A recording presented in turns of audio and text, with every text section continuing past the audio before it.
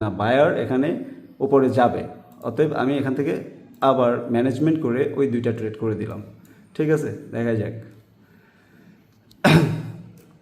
Buyer আমাকে indicate করছে যে বায়ার এটা এখানে ছাড়তেছে না। বায়ার ও সেলার কত নিচে নিয়ে আসছে, সেখান থেকে বায়ার এত প্রেশারের পরে আবার উপরে গিয়ে ক্লোজিং দিছে। আর এই ক্লোজিংটাই হলো আমার বিষয়, যে এবার এখান থেকে একটা স্কিপও করছে, মানে প্রেশার যে হিট, যে প্রেশারটা, ওই প্রেশারটাও দেখাইছে যে হ্যাঁ এখানে ও মানে উপরের দিকেই কন্টিনিউ করবে। সুন্দর মতো পাইছি, একটা লস হয়েছে, প্যারা নাই, আমি ওই যে ম্যানেজমেন্ট করে ট্রেড করে দিছি। দেখেন প্রফিটে হয়ে যাবে। এভাবেই প্রফিটে ঢুকতে হয় ভাই, এভাবেই প্রফিটে ঢুকতে হয়। আপনার ভাই এক ট্রেডে আপনি $10,000, আপনি এক ট্রেডে $5,000, $2,000 হয় না। আপনার এইভাবে আস্তে আস্তে ছোট থেকে বিগে যেতে হয়, আস্তে আস্তে মানে ছোট থেকেই বড় হবে। আপনি একদিনে তো আর মার্কেটে এখানে আইসা করতে পারবেন না, বুঝতে পারছেন?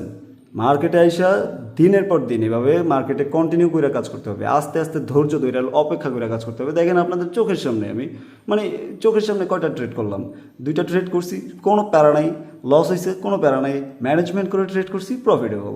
ভাই এটা ট্রেডিং যারা না জানে, বুঝতে পারছেন, 100% আমি গ্যারান্টি দিব, ট্রেডিং যারা না জানে তারাও ট্রেডিং থেকে হিউজ পরিমাণে প্রফিটেবল, মানে হিউজ পরিমাণে কামাইতে পারে। কিভাবে কামাইতে পারে তা আর বিস্তারিত বলা লাগবে না, আমার এই ভিডিওটাই যথেষ্ট যে কিভাবে কামাইতে পারে। জাস্ট আমি দেখাই দিলাম যে আমি বারবার প্রত্যেকটা লস, ধরেন একটা লস করছি, কোনো প্যারা নাই। এই দেখেন আমি এখানে এই যে 3টা ট্রেড লস করছিলাম, তার আগের যে কয়টা আমার দেখেন এখানে সবগুলো প্রফিট ছিল। পাবলিকে আমি সেশন করছিলাম যখন, প্রফিট ছিল, ছোটো ব্যালেন্স থেকে, তাতে কী হয়েছে আপনারা জাস্ট এটা দেখেন যে ম্যানেজমেন্ট করে $100 দিয়ে যদি আপনি মানে 10,000 টাকা ইনভেস্ট করে 5,000 টাকা প্রফিট, আমার 5,000 টাকা প্রফিট হলে মানে মাস শেষে 1.5 লাখ টাকা প্রফিট। ভাই এটা বুঝেন, মাস শেষে 1.5 লাখ টাকা ইনকাম। তো মানে আপনি চিন্তা করেন, এই যে এখান থেকে এই যে প্রফিটগুলোর পরে আমার 3টা ট্রেড লস, 3টা না, মানে এটা তো একবারে একটা ট্রেড প্রথম, পরে 2টা মানি ম্যানেজমেন্ট, ওটাও লস হয় নাই, মানে লস হয়েছে। পরবর্তীতে এই যে দেখেন আমি পরবর্তীতে রিকভার করে ফেলছি, পরে আবার সেই ম্যানেজমেন্টে ফিরে গেছি, আবার একটা ট্রেড করছি, লস হয়েছে, আবার 2টা ট্রেড করছি, প্রফিট হয়ে গেছে আমার, লস রিকভার প্লাস প্রফিট।